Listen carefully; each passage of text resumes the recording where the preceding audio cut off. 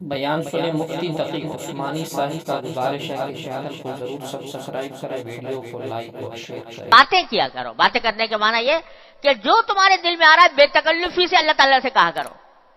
بے تکلفی سے، یا اللہ میاں آپ میرا یہ کام کر دیجئے۔ کیوں اتنے تکلف کے پردے حائل کر رکھے ہیں تم نے اپنے اللہ تبارک و تعالیٰ کے ساتھ؟ ہر بات جو دل میں آ رہی ہے وہ کہہ دو۔ میں نے اپنے والد ماجد رحمۃ اللہ علیہ سے سنا، اللہ تعالیٰ ان کے درجات بلند فرمائے، کہ ایک بزرگ تھے، وہ بہت دعا مانگا کرتے تھے، یا اللہ میاں مجھے بہت سارا پیسہ دے دیجیے، بہت سارا دے دیجیے، تھوڑا نہیں بہت سارا دیجیے۔ تو وہ صاحب کشف بھی تھے، تو کہیں کشف ہوا کہ کیا تمہیں اتنا جو کچھ دے رکھا ہے اس کے اوپر تم اس اور مانگ رہے ہو اتنا سارا؟ کہ ہاں اللہ میاں میں مانگ رہا ہوں اور مانگ رہا ہوں۔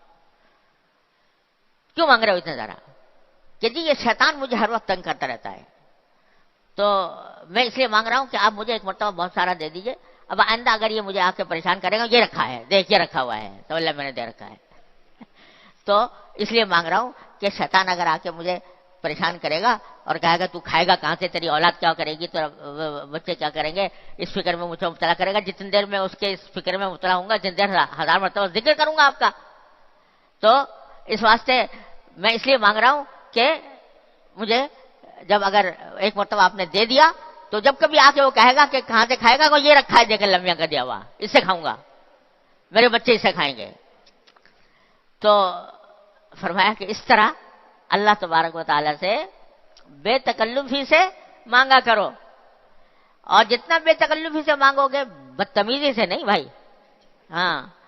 بدتمیزی سے نہیں، بے تکلفی سے، کہ اللہ تبارک و تعالیٰ میرے خالق ہیں، میرے مالک ہیں، میرے رازق ہیں، میرے مولا ہیں، میرے سب کچھ ہیں، کیوں نہ مانگوں ان سے؟ جو میری حاجات ہیں میں ان سے کیوں نہ مانگوں؟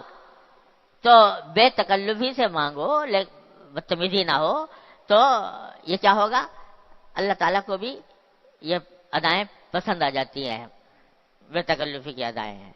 اور اس کے نتیجے میں اللہ تبارک و تعالیٰ کے ساتھ تعلق اور مضبوط ہوتا ہے، اللہ تبارک و تعالیٰ کے ساتھ تعلق، کہ جب یہ کہتا ہے اللہ تعالیٰ دیکھتے ہیں میرا بندہ مجھ سے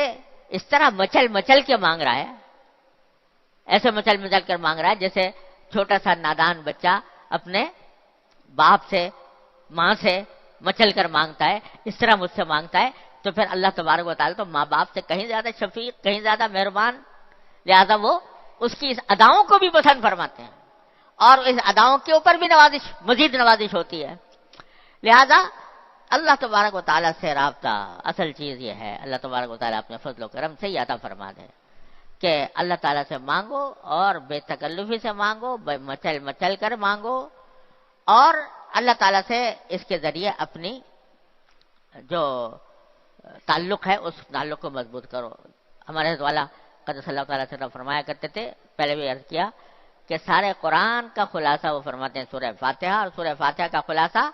ایاک نعبد و ایاک نستعین، اے اللہ ہم ابھی آپ ہی کی عبادت کرتے ہیں، آپ ہی سے مانگتے ہیں، پہلے ہی دن کہلوا لیا یہ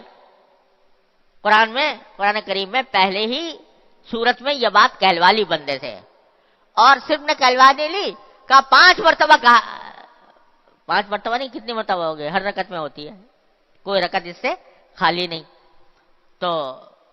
کتنی رکعتیں روزانہ ہوتی ہیں، اتنی مرتبہ کہلوا رہے ہیں اللہ میاں۔ کیوں کہلوا رہے ہیں؟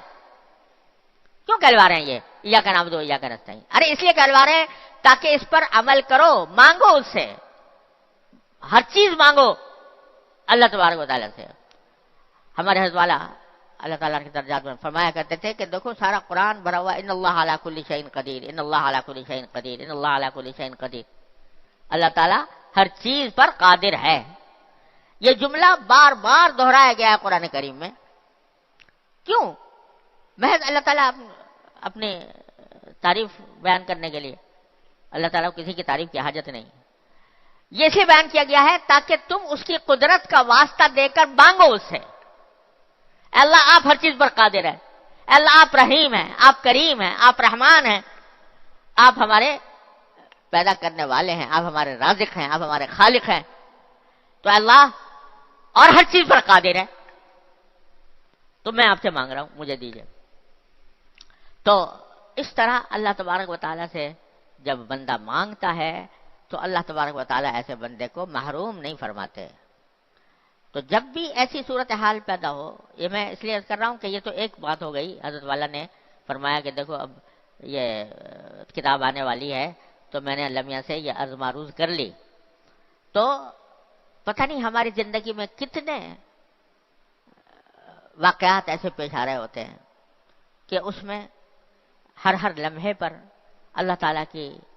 توفیق کی ضرورت ہوتی ہے، اس کی پناہ کی ضرورت ہوتی ہے۔ تو ایسے موقع پر اپنا رخ اللہ تعالیٰ کی طرف کر کے اس سے مانگنے کی عادت ڈالو۔